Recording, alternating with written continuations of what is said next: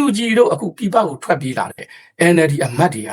တွေ့ဆုံဆွေးနွေးပြီးသွားလို့မရဘူး။ဘာဖြစ်လို့လဲဆိုတော့သူကစစ်တပ်ကိုအမြင့်ဖြတ်မယ်ဟာလားဖက်စစ်တပ်အမြင့်ဖြတ်တို့တွေးကြွေးမှာဆွေးနွေးစရာမရှိဆိုတဲ့လူတို့ကိုအဲ့လိုတွေလုံဆော်ပြီးတော့ဒီလေးခေါ်ခဲ့တာလေနော်အဲ့ဒါဒီလေးခေါ်ခဲ့ပြီးတော့တကဘာလုံးမှာရှိတဲ့ရသမျှအလူကံပိုက်ဆံတွေကိုသူတို့အကုန်ယူထားခဲ့တာလေနော်အဲ့ဒါဘိုးချုပ်မူကြီးမဲအောင်ရဲ့အိမ်လေးတွေရောင်းလာတိလှုပ်ထားတာလေအဲ့တော့ဒီလိုပြပြသားသားကျွေးကြော်ပြီးတော့တွဲဆုံဆွေးနွေးလုပ်တယ်ဆိုရင်မျိုးဥတော်လိုင်းကြီးကပေါ်တော်တော်ကြီးဖြစ်သွားမယ်ဒါကို UNG လုပ်လို့မရအောင်အဲ့တော့အဲ့တာတာတုန်းကဗျာဟိုမအောင်မြင်ဘူးပေါ့နော်ထဲရလူတွေကလည်း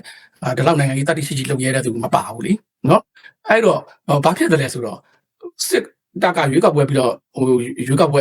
နဲ့တက်လာတဲ့အစိုးရတို့တွေ့တဲ့ခါမှာပဲဖြစ်ဖြစ်အာဆီယံကိုသူတို့ကစစ်တပ်ဘက်ကသဘောထားပြီးတာရှင်းတယ်ဗျသူတို့ UNG ပါလာပြီဆိုရင်သူတို့မဆောင်ဒီအစည်းအဝေးမှာအဲ့တော့ပြရတာပြောတယ်လို့ကြားတယ်အဲ့ဒီအတွက်လည်းဟလာအခုဖိလစ်ပိုင်က UNG တို့ကိုတတ်သူ့ဘာသူ online ကပဲတွေ့ပြီးတော့မခေါ်ရဲဘူးလေအဲ့တော့ဒီစုံ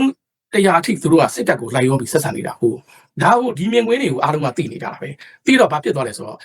UNG နေနဲ့စစ်တပ်ကတွေ့ဆုံဆွေးနွေးမှာမဟုတ်ဘူးဆိုတာကိုသိသွားတဲ့ခါမှာကျွန်တော်ထင်ပါတယ် NLD CWC ပေါ့နော်ပြည်ပကိုထွက်ပြေးတဲ့အထူးသဖြင့်အမေရိကဟိုထွက်ပြေးသွားတဲ့ဦးအောင်ကြည်ညွန့်တို့နော်ဒေါ်မေဝင်းမြတ်တို့ကိုကျော်ထွေးတို့ပေါ့နော်အခုမနီဆိုးတာမှာအဲ့ဒီ line ကိုပြန်တင်တာပါပဲ